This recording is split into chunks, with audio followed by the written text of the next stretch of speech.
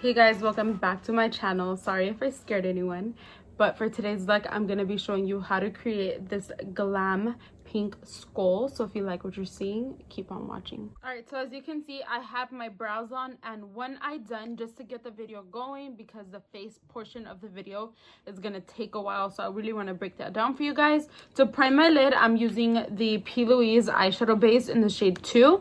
And I'm using my P. Louise brush as well to just pack this on the lid. It's the best eyeshadow base that I've tried, you guys. Honestly, it's like so smooth, and it just, everything that goes on top, it's just so easy to blend. So next, for my transition shade, I'm taking my M514 brush, and I'm gonna be using this UV pink Krylon individual shadow. It's not the most pigmented shadow, so that's why I really like it for transition. I just want like a soft kiss of pink all over that area. So we're gonna go right in, and I'm just gonna take this in windshield wiper motions, keeping this right on the crease. As you guys know, I do go a little higher than my natural crease just to create that illusion that makes the eye appear bigger and to avoid transfer. And I am winging the shadow out, so I'm lightly creating that wing shape. Next, I'm taking my M433 brush, and I'm going to be using the Morphe 39S palette. I'm going to dip into this shade right here. It's kind of like a little mixture of like pink and purple. I'm going to be going in with a few different shades. I want the eyeshadow to really have dimension. I think that's what's going to make it look really pretty. And using the point of the brush, I'm going over that same transition area just to bump it up a bit. Next, I'm taking my M506 brush, and I'm going to dip into this shade right here. This is going to help deepen the crease. I'm starting from the inner corner all the way to my outer corner. And again, just winging that out.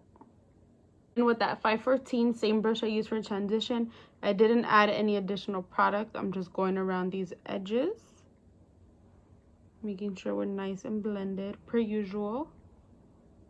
Next, I'm taking another 506 brush. You can totally use the same one that we just used. I just like to use different brushes. That's just me. And I'm going to dip into this even deeper pinkish purple, and we're going to deepen that crease even more. I told you I was going in with a few different shadows just to really create dimension. And I'm going to keep this right on my natural crease. So I'm not going higher, just keeping it on my natural crease. And it's okay if I get it all over this area. We're going to be doing a half cut crease, so I'm not worried about that. So next, I'm taking another 506 brush. Now for this one, I do recommend a clean one because we're going to be going in with black. I wouldn't mix the black and the pink. I have a lot of these little ones. They're just so essential. The 39S palette only has this black with shimmer, and that's not the vibe I'm going for. So I'm going to have to dip into another palette. You guys can use any palette that has both pinks and purples in it. I just forgot my James Charles back at home, and that's what I was planning to use. Thank God I brought my 3503. And I'm going to dip into this shade here. It's just a matte black. I'm going to go in with a little bit, dust off that Fallout Girl, because black can go wrong real quick. I'm just packing this on my outer V and slowly working it into the crease little by little, and also winging it out. Next, I'm going to carve out the crease using my P. Louise brush and my P. Louise base. I'm taking the little bit of leftover that I had on my hand, and I'm going to cut the crease. You guys have seen me do this before. If you need that extra support, go ahead and check out another video of mine where I do a half cut crease. Next, I'm taking my M166, and I'm going to go in with this silk topper right in the middle of the palette. And I'm going to pack it all over the lid. Next, I'm going to apply my foundation and concealer. You guys have seen me do this before, so I'll be right back with the face. Alright guys, so moving on to the skeleton portion of the video, I'm going to start off by sketching out all the highlights first, as opposed to the shadows. And I'm using this bamboo color pencil from Morphe. I'm going to start off with the teeth, as that's the most challenging part for me. So I'm going to start off by sketching out these teeth.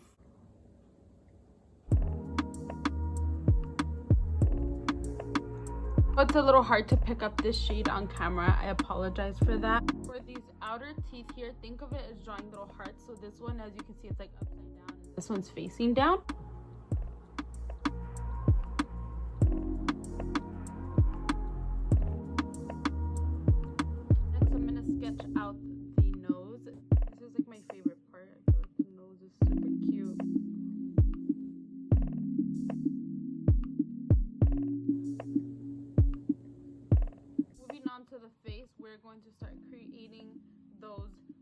squiggly lines, I like to call them. And what a fail.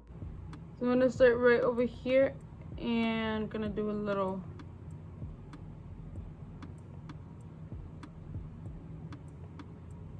dip. A little dip with the chips. I want my chips with the dip. Into here. Now we're gonna mirror this on this side. For the next line, I'm gonna start down here.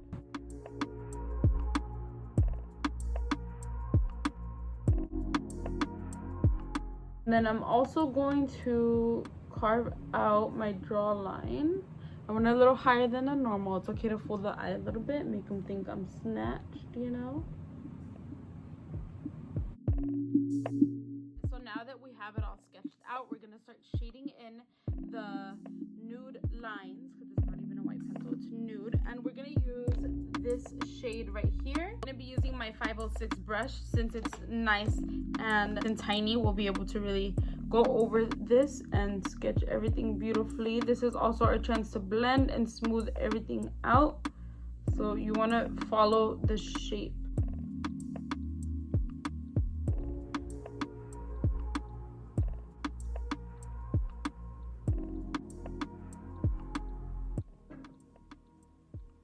Moving on to the nose and teeth, I need a little more precision, so I'm gonna go in with the M213 brush using that same shade.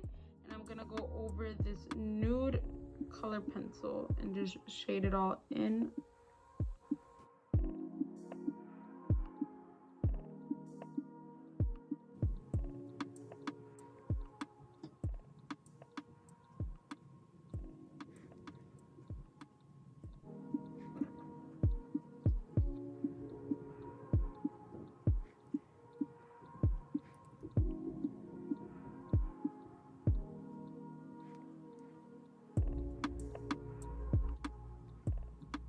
So I know it looks a mess, but now we're gonna go in and fill in the shadows. I'm gonna start with the teeth to add dimension.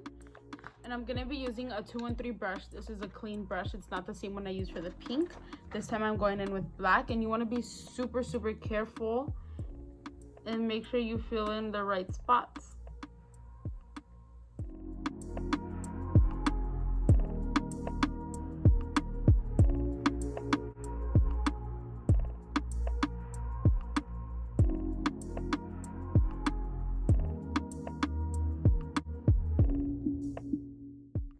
Now moving on to outlining the skeleton. Now this is a part that I'm most nervous about because this is gonna make or break everything. I need to be really precise so that I can really get my shape back on my teeth.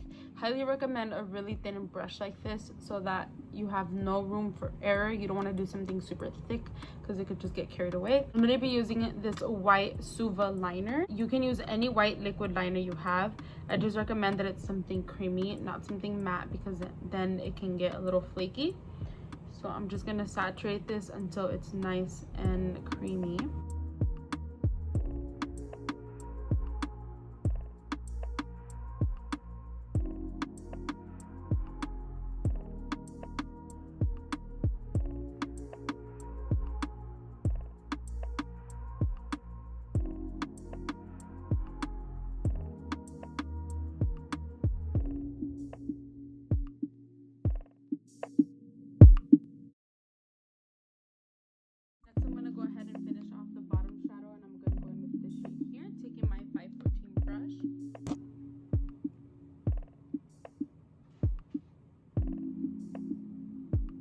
So I'm gonna go in with this shade here on my inner corner, just taking this pencil brush right here.